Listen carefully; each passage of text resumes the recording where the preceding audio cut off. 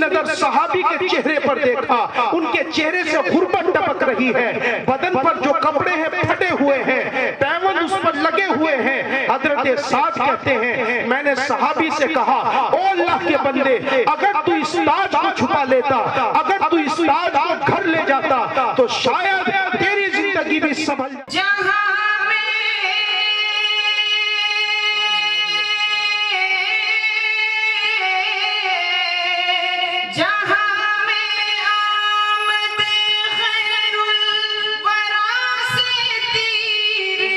ونتوکل علیہ ونعوذ باللہ من شرور انفسنا ومن سیئات اعمالنا من یهده اللہ فلا مضل له ومن یضللہ فلا ہادی له ونشهد ان لا الہ الا اللہ وحدہ لا شریک له ونشهد أن سيدنا وسندنا وشفيعنا وطبيبنا ومولانا محمد أرسله بالحق بشيرا ونذيرا وداعيا إلى الله بإذنه وسراجا منيرا أما بعد فأعوذ بالله من الشيطان الرجيم يا أيها الذين آمنوا اتقوا الله حق تقاته ولا تموتن إلا وأنتم مسلمون وقال النبي صلى الله عليه وسلم كلكم راع وكلكم مسؤول عن رعيته او كما قال صلی اللہ علیہ وسلم۔ اللہ سے ڈرنے والوں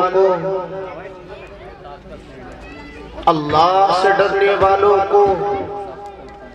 طاقت سے ڈرانا مشکل ہے، اللہ سے ڈرنے والوں کو طاقت سے ڈرانا مشکل ہے۔ گر خوف خدا ہو دل میں تو یہ قیصر و کسریٰ کچھ بھی نہیں۔ اسلام اگر منظور نہیں، قرآن اگر دستور نہیں، اسلام اگر منظور نہیں، قرآن اگر دستور نہیں، تو پھر افسوس ہے اس آزادی پر، یہ ملک و ملت کچھ بھی نہیں۔ یہ عظمت باطل دھوکہ ہے، یہ شوکت باطل کچھ بھی نہیں۔ یہ عظمت باطل دھوکہ ہے، یہ شوکت باطل کچھ بھی نہیں۔ مٹی کے کھلونے ہیں سارے، یہ ظلم کے لشکر کچھ بھی نہیں۔ اسٹیج پر تشریف فرما پاکیزہ شخصیات حضرات علماء اکرام اور معزز سامعین اعظام، پس پردہ تشریف فرما اسلام کی مقدس شہزادیوں، آپ حضرات رات سے آسمان خطابت کے ماہ و نجوم کو راز سے سن رہے ہیں، اور میرے بعد بھی استاد محترم شیخ الحدیث حضرت مولانا مفتی ابو جندل صاحب دامت برکاتہم العالیہ یہاں تشریف فرما ہوں گے، اور اپنے پرمغز خطاب سے ہم سب کو مستفید فرمائیں گے۔ میں چند لمحوں کے لیے اور چند منٹوں کے لیے آپ حضرات کی خدمت میں حاضر ہوا ہوں۔ دعا کیجئے کہ اللہ تبارک و تعالی مجھے صحیح کہنے کی اور ہم سب کو اس پر عمل کرنے کی توفیق عطا فرمائے۔ ابھی آپ حضرات کے سامنے قرآن مقدس کی مشہور و معروف آیت میں نے پڑھی ہے، جس میں اللہ تبارک و تعالیٰ نے مجھے اور آپ کو مخاطب کر کے یہ بات کہی ہے کہ اللہ تبارک و تعالیٰ سے ڈرو۔ کس طرح ڈریں؟ حق تقاتہ، جس طرح اللہ تبارک و تعالیٰ سے ڈرنے کا حق ہے، جس طرح وہ ذات ڈرنے کے لائق ہے۔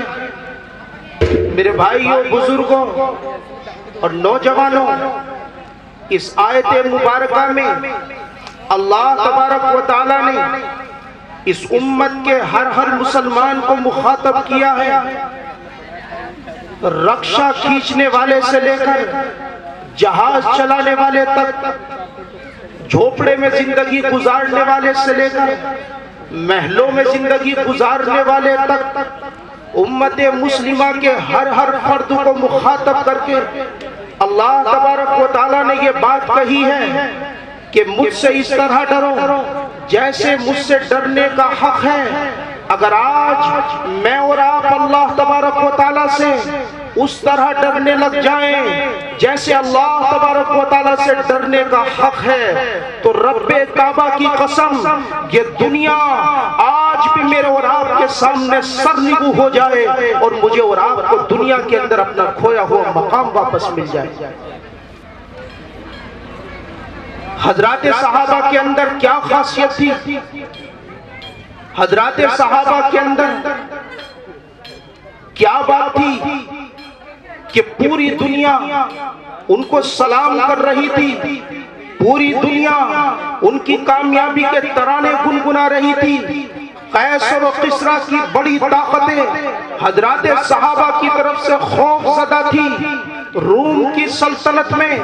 حضرات صحابہ کی بہادری کے چرچے تھے۔ آج اگر آپ کتابوں کو پڑھیں گے تو آپ کو پتہ چلے گا کہ حضرات صحابہ کے اندر سب سے بڑی خاصیت یہ تھی کہ وہ اللہ تبارک و تعالیٰ سے ڈرتے تھے اور گھبرایا کرتے تھے۔ حضرات صحابہ اللہ تبارک و تعالیٰ سے ڈرے، اللہ تبارک و تعالیٰ سے گھبرائے، اور انہوں نے اپنے دلوں کو اللہ کی خشیت سے مالا مال کیا۔ تو اس کا نتیجہ یہ نکلا کہ اللہ تبارک و تعالیٰ نے پوری دنیا کے اندر ایک ماحول سا قائم کر دیا، اور پوری دنیا کے اندر بسنے والے لوگوں کے دلوں میں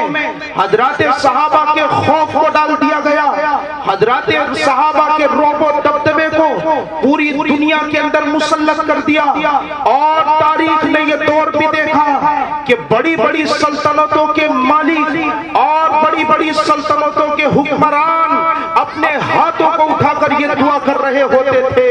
اے ہمارے پیدا کرنے والوں، اے ہمارے پالنہاروں، آپ سے ہم یہ دعا کرتے ہیں کہ حضرات صحابہ کا یہ لشکر ہمارے ملکوں کی طرف روانہ نہ ہو جائے، ہمارے قلعوں کی طرف روانہ نہ ہو جائے، اس لیے کہ اگر حضرات صحابہ کا یہ لشکر ہمارے ملکوں کی طرف روانہ ہو گیا تو ہمیں ملیا میٹ کر دیا جائے گا اور صفحہ ہستی سے ہمارا نام و نشان ختم کر دیا جائے گا۔ صرف انسان نہیں بلکہ حضرات صحابہ کے خوف کا عالم یہ تھا کہ جنات بھی حضرات صحابہ سے گھبرایا کرتے تھے۔ صرف جنات نہیں بلکہ چرندے، پرندے، درندے، گزندے بھی حضرات صحابہ سے خوف کھایا کرتے تھے۔ کیا آپ نے نام نہیں سنا؟ ایک صحابی اپنے سر پر بوجھ لاد کر کے جا رہے ہیں، راستے میں ایک اور صحابی ملے جو تھکن سے چور ہو رہے ہیں، انہوں نے اپنا بوجھ اتار کر ان صحابی کے کاندھے پر لاد دیا۔ آگے جناب محمد الرسول اللہ صلی اللہ علیہ وسلم کی جب ملاقات ہوئی اور آپ نے دیکھا کہ صحابی نے اپنا بوجھ سر پر رکھا ہوا ہے اور دوسرے ساتھی کا بوجھ اپنے کاندھوں پر سوار کر رکھا ہے، تو دیکھ کر کیا از راہ مزاح یہ جملہ کہا انت سفینہ کہ تو کشتی کی طرح ہے، جیسے کشتی بوجھ کو لاتی ہے اسی طرح تو نے اپنے جسم پر بوجھ کو لاد رکھا ہے۔ یہی حضرت سفینہ ہے جب ایک مرتبہ اپنے ساتھیوں سے بچھڑے ہیں اور بچھڑ کر کے جنگل کے قریب ہوئے ہیں، اچانک ایک شیر آ کر کے سامنے کھڑا ہو گیا اور اس شیر میں حضرت سفینہ کے اوپر جھپٹا مارنے کے قریب تھا کہ حضرت سفینہ جنہوں نے اپنے دل میں خشیت الہی کو بھرا تھا، جنہوں نے اپنے دل میں خوف خداوندی کو جگہ دی تھی، شیر کے سامنے آنے کے بعد بھی گھبرائے نہیں بلکہ ثابت قدمی سے یہ بات کہی یا ابا حارث او شیر سن لے، میں محمد الرسول اللہ کا غلام ہوں، میں آقا مدنی کا دیوانہ ہوں۔ اتنا سننا تھا کہ شیر نے اپنے سر کو جھکا دیا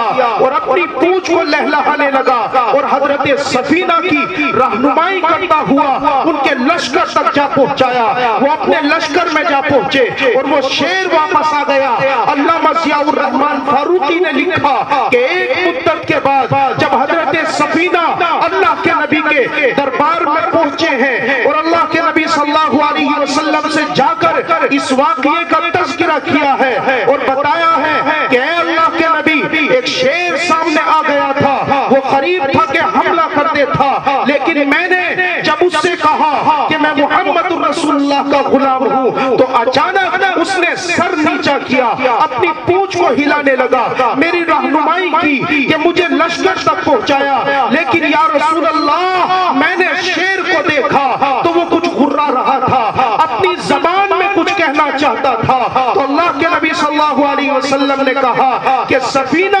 جس وقت شیر غرا رہا تھا آسمان سے جبریل میرے پاس آئے اور آ کر کے انہوں نے کہا کہ آپ کے صحابی نے جب شیر سے یہ بات کہی کہ میں محمد الرسول اللہ کا غلام ہوں تو سامنے سے شیر نے یہ جواب دیا کہ تم محمد الرسول اللہ کے غلام ہو، میں تم کے غلاموں کا بھی غلام ہوں۔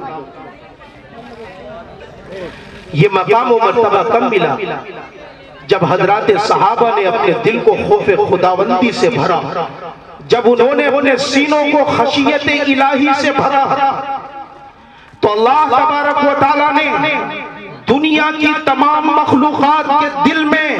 حضرات صحابہ کا رعب اور دبدبہ ڈال دیا۔ آج میں اور آپ اللہ کے سوا تمام چیزوں سے ڈرتے ہیں، اسی لیے اللہ تبارک و تعالیٰ نے ہمارے دلوں میں مخلوقات کا ڈر ڈال رکھا ہے۔ مخلوقات سے ہم ڈرتے ہیں، کوئی حکومت آ جائے تو ہمارے دلوں میں خوف طاری ہو جاتا ہے، کسی کو کرسی مل جائے تو ہمارے دل خوف کھا جاتے ہیں، کوئی ذرا سا کھڑا ہو کر کوئی بیان دے دے ہمارے دلوں میں خوف آ جاتا ہے۔ رب کعبہ کی قسم اگر آج ہم نے بھی حضرات صحابہ کی طرح اپنے دلوں کو خشیت الہی کے زیور سے مزین کیا ہوتا تو آج بھی پوری دنیا اس وقت کی طرح ہم سے خوف کھاتی اور گھبرایا کرتی۔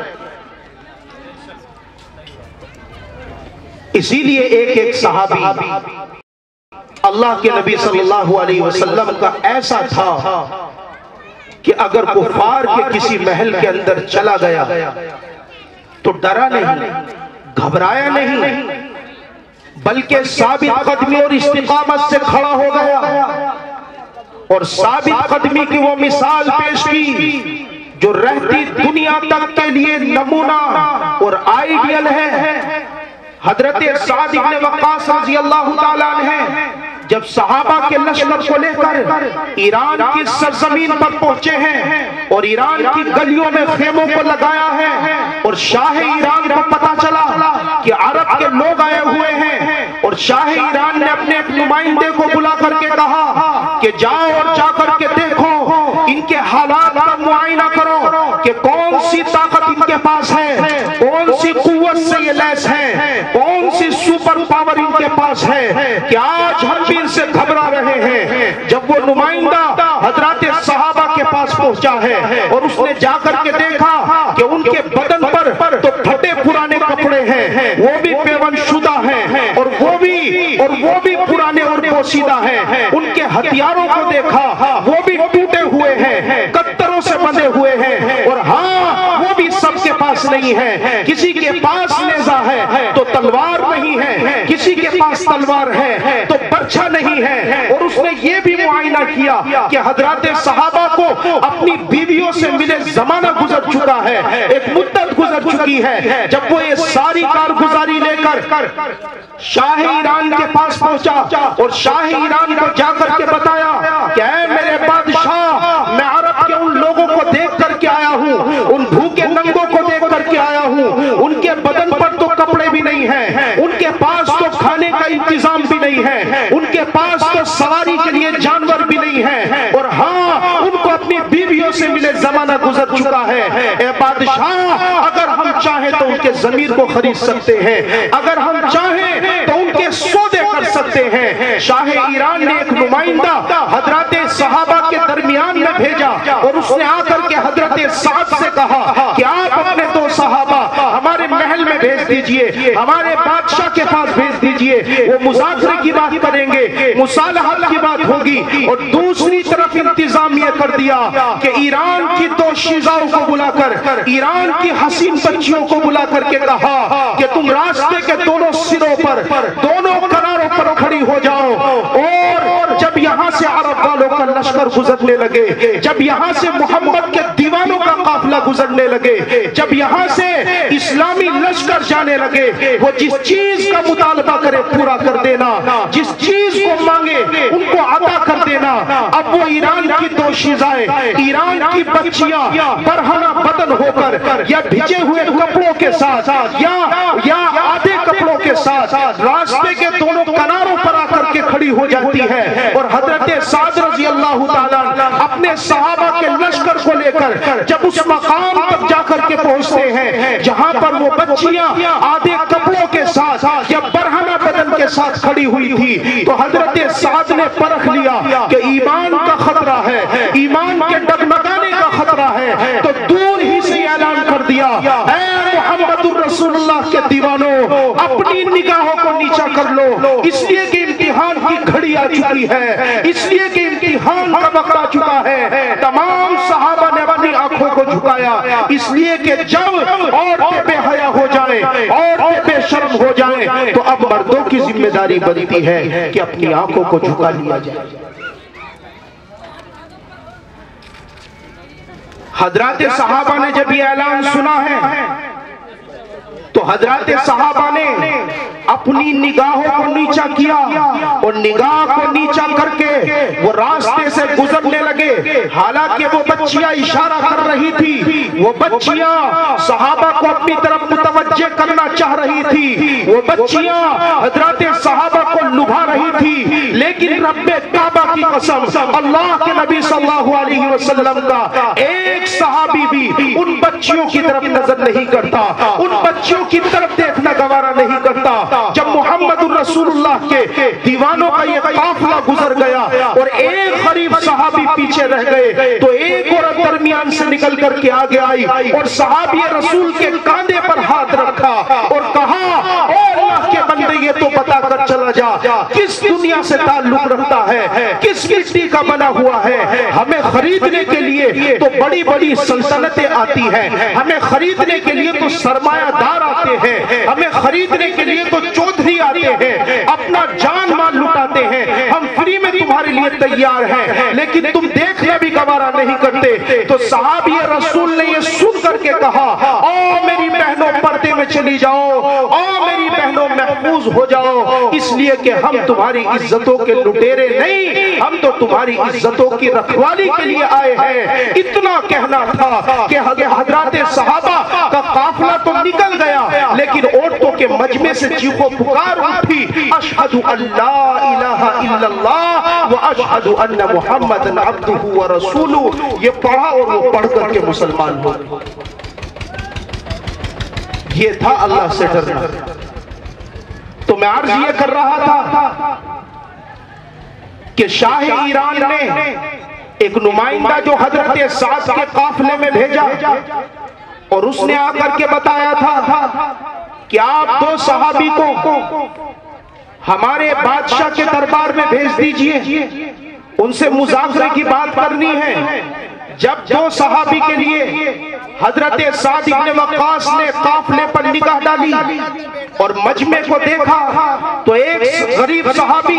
حضرت ربیع پر جا کر کے نظر رک گئی. حضرت ربیع کو کھڑا کیا اور کہا کہ ربیع کھڑے ہو جاؤ. ایک اور صحابی کو کھڑا کر دیا. حضرت ربیع سے کہا کہ تمہیں ایران کے بادشاہ کے دربار میں جانا ہے. حضرت ربیع نے جب یہ بات سنی تو بغیر کسی خوف اور خطر کے، اس لیے کہ ان کو دنیا کی کسی مخلوق کا ڈر نہیں تھا، انہوں نے تو اپنے دل میں اللہ کے ڈر کو بسایا ہوا تھا. حضرت ربیع اپنی خچر کو لے کر کے کھڑے ہوئے، ٹوٹی ہوئی تلوار کو لے کر کے کھڑے ہوئے، اپنے خچر پر سوار ہو کر جب شاہ ایران کے دربار تک جا کر کے پہنچے ہیں تو درباریوں نے حضرت ربیع کو روک دیا. حضرت ربیع نے کہا کہ نہ میں اپنی تلوار دوں گا، نہ میں خچر سے اتروں گا، اس لیے کہ میں خود نہیں آیا، مجھے تو بلایا گیا ہے. اور جب کسی انسان کو بلایا جاتا ہے وہ کھاتا بھی اپنی مرضی کا ہے، وہ چلتا بھی اپنی مرضی سے ہے. لہذا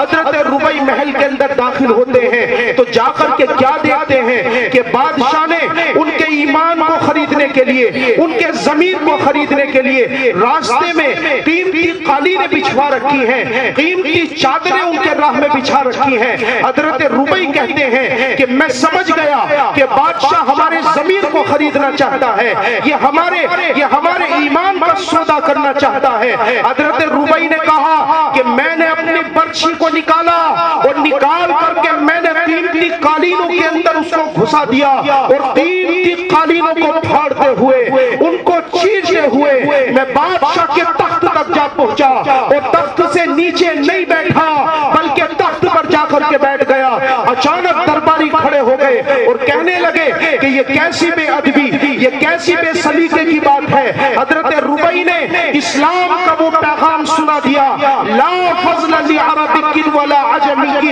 حضرت ربیع نے کہا اور سن لو، ہم اس اسلام کے ماننے والے ہیں جس میں کوئی چھوٹا بڑا نہیں ہے. ہمارے آقا، ہمارے محبوب جناب محمد رسول اللہ صلی اللہ علیہ وسلم ہماری ساتھ زمین پر بیٹھتے ہیں، ہمارے ساتھ ٹوٹے ہوئے بستروں پر بیٹھتے ہیں. اس لیے کہ مذہب اسلام میں بادشاہ، حاکم اس کو کہا جاتا ہے جو قوم کا سب سے بڑا ذمہ دار ہوتا ہے، قوم کا سب سے بڑا خادم ہوتا ہے، قوم کی سب سے زیادہ خدمت کرنے والا ہوتا ہے. ہمارے یہاں کسی کو حاکم بنا کر، بڑا بنا کر بٹھا دینا یہ مذہب اسلام میں نہیں ہے. مذہب اسلام میں تو حاکم ہی اس کو بنایا جاتا ہے جو قوم کی سب سے زیادہ خدمت کر سکتا ہے. حضرت ربیع رضی اللہ تعالی یہ بات کر ہی رہے تھے کہ اندر سے ایک سپاہی باہر نکل کر کے آیا اور آ کر کے کہنے لگا کہ ربیع بڑی بڑی باتیں کر رہے ہو، کیا ان ٹوٹی ہوئی تلواروں سے ایران کو فتح کرو گے؟ کیا ان ٹوٹی ہوئی تلواروں سے قلعے پر قبضہ کرو گے؟ حضرت ربیع نے کہا کہ تلوار ٹوٹی ہوئی نہیں ہے، تلوار کے اندر کمزوری نہیں ہے، آزمانا چاہتے ہو تو آ جاؤ. وہ سپاہی اندر سے ایک مضبوط ڈھال کو لے کر جب سامنے آیا، حضرت ربیع کہتے ہیں میں نے اللہ کا نام لے کر اس زور سے وار کیا کہ ڈھال کو تو حصوں میں تقسیم کر دیا. اتنا ہونا تھا کہ پورے دربار میں سناٹا چھا گیا، انگشت بدندہ رہ گئے. یہ کون سی طاقت ہے، یہ کون سی قوت ہے؟ حضرت ربیع نے کہا کہ طاقت میرے ہاتھ کے اندر نہیں ہے، طاقت میری تلوار کے اندر نہیں ہے، وہ طاقت تو کوئی اور ہے، وہ طاقت ہمارے اللہ کی ہے جس کی طرف ہم تمہیں بلانے کے لیے آئے ہیں. حضرات صحابہ کے دل میں اللہ کا ایسا ڈر داخل ہو چکا تھا کہ پوری دنیا کا ڈر ان کے دلوں سے نکل چکا تھا. اللہ تبارک و تعالیٰ نے ہر حالت میں رکھ کر کے ان کو آزمایا، صرف غربت میں اور مفلسی میں نہیں بلکہ حضرات صحابہ کو مالدار بنا کر کے بھی آزمایا. لیکن مالدار بننے کے بعد بھی ان کے سروں میں کوئی تبدیلی نہیں آئی، ان کے چال چلن میں کوئی تبدیلی نہیں آئی، وہ تب بھی اللہ تبارک و تعالیٰ سے ڈرتے رہے۔ اسی جنگ کے موقع پر جب اخیر میں یہ وقت آیا کہ حضرت سعد رضی اللہ تعالیٰ نے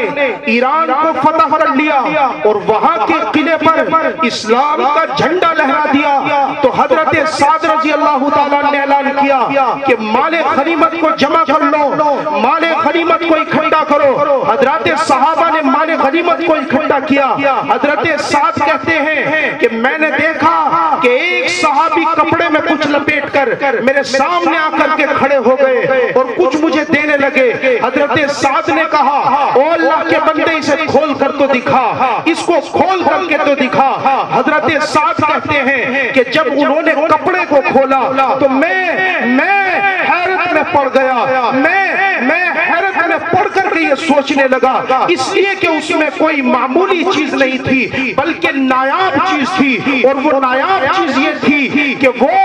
ایران کے گورنر کے سر پر سجنے والا وہ تاج تھا جس میں یاقوت کے موتی لگے ہوئے تھے، جس میں ہیرے جواہرات جڑے ہوئے تھے۔ ایک نظر میں نے اس تاج کو دیکھا اور دوسری نظر صحابی کے چہرے پر دیکھا، ان کے چہرے سے غربت ٹپک رہی ہے، بدن پر جو کپڑے ہیں پھٹے ہوئے ہیں، پیون اس پر لگے ہوئے ہیں۔ حضرت سعد کہتے ہیں میں نے صحابی سے کہا او اللہ کے بندے، اگر تو اس تاج کو چھپا لیتا، اگر تو اس تاج کو گھر لے جاتا تو شاید تیری زندگی بھی سنبھل جاتی، تیری نسلیں بھی سنور جاتی، لیکن تو نے اس تاج کو کیوں پیش کر دیا؟ سامنے سے جواب آیا کہ سعد اس پر میرا حق نہیں ہے، یہ پوری قوم کا حق رکھتا ہے۔ حضرت سعد رضی اللہ تعالیٰ نے جواب سنا تو دل ہی دل میں خوش ہو گئے۔ جب یہ صحابی واپس جانے لگے تو حضرت سعد نے کہا او اللہ کے بندے، اپنا چہرہ تو دکھا دے، اپنا نام تو بتا دے، اس لیے کہ ان صحابی کا چہرہ بھی ڈھکا ہوا تھا، چہرے پر نقاب پڑا ہوا تھا۔ حضرت سعد نے جب یہ بات کہی تو سامنے سے جواب آیا او سعد خاموش ہو جاؤ، یہ کام میں نے تمہارے لیے نہیں، میں نے اللہ تبارک و تعالیٰ کے لیے کیا تھا، اور جس رب کے لیے میں نے یہ کام کیا تھا وہ میرا نام بھی جانتی ہے، میرا چہرہ بھی پہچانتی ہے، اس لیے مجھے تمہیں نہ نام بتانے کی ضرورت ہے نہ اپنا چہرہ دکھانے کی ضرورت ہے۔ یہ تھا اللہ کا ڈر۔ اللہ تبارک و تعالیٰ نے ہر حالت میں حضرات صحابہ کو آزمایا، لیکن ہر حالت میں وہ ثابت قدم رہے، ہر حالت میں استقامت کے ساتھ کھڑے رہے، اللہ کے ڈر سے اپنے سینوں کو مزین کیے رکھا۔ اسی لیے اللہ تبارک و تعالیٰ نے پوری دنیا کو ان کے قدموں میں ڈال دیا، بلکہ ان کی چاہت سے بڑھ کر کے فیصلے کر دیے۔ کیا آپ نے نہیں سنا کہ ایک موقع پر اللہ کے نبی صلی اللہ علیہ وسلم حضرت علی کے ساتھ، حضرت ارباز کے ساتھ، حضرت ارباز کے ساتھ سحری کے وقت میں کھانا تناول کر رہے ہیں، اچانک حضرت بلال کی آمد ہوتی ہے اور حضرت بلال آ کر کے سلام کرتے ہیں۔ اللہ کے نبی صلی اللہ علیہ وسلم نے جب کھانے کی دعوت دی، حضرت بلال نے معذرت کی اور کہا کہ اے اللہ کے نبی، میں اذان فجر دینے کے لیے جا رہا ہوں۔ حضرت بلال رضی اللہ تعالیٰ جب اذان فجر دینے کے لیے کھڑے ہوئے، اپنے کانوں کے اندر انگلیوں کو ڈالا، ابھی اللہ اکبر کہنا تھا کہ دل کے اندر خیال آ گیا کہ پتہ نہیں اللہ کے نبی صلی اللہ علیہ وسلم نے کھانا چھوڑا کہ نہیں چھوڑا، حضرت ارباز نے کھانا چھوڑا کہ نہیں چھوڑا۔ کانوں سے انگلی کو باہر نکالا اور واپس آ کر کے دیکھا کہ حضرت ارباز لقمہ چبا رہے ہیں، حضرت علی کے منہ میں لقمہ ہے، اور اللہ کے نبی صلی اللہ علیہ وسلم پلیٹ میں لقمہ بنا رہے ہیں۔ جب حضرت بلال نے دیکھا کہ اللہ کے نبی صلی اللہ علیہ وسلم نے بھی ابھی کھانا نہیں چھوڑا، تو حضرت بلال نے دور ہی سے کہنا شروع کر دیا واللہ لقد اصبحت یا رسول اللہ، واللہ لقد اصبحت یا رسول اللہ۔ اے اللہ کے نبی صبح ہو چکی ہے، صبح صادق طلوع ہو چکی ہے۔ اللہ کے نبی صلی اللہ علیہ وسلم نے کہا کہ بلال ابھی صبح نہیں نہیں ہوئی تھی، لیکن جب تو نے قسم کھا کر کے یہ بات کہی کہ رب کعبہ کی قسم صبح ہو چکی ہے، تو اللہ تبارک و تعالیٰ نے فرشتے کو کہا کہ جاؤ اور جا کر کے آج صبح کو پہلے طلوع کر دو، کہیں میرے بلال کی زبان جھوٹی نہ ہو جائے۔ یہ مقام و مرتبہ بلال کب؟ جب انہوں نے اپنے دل کے اندر اللہ کے خوف کو بسایا، اللہ کے ڈر کو جگہ دی۔ آج میرے اور آپ کے اندر جو کمیاں آئی ہیں،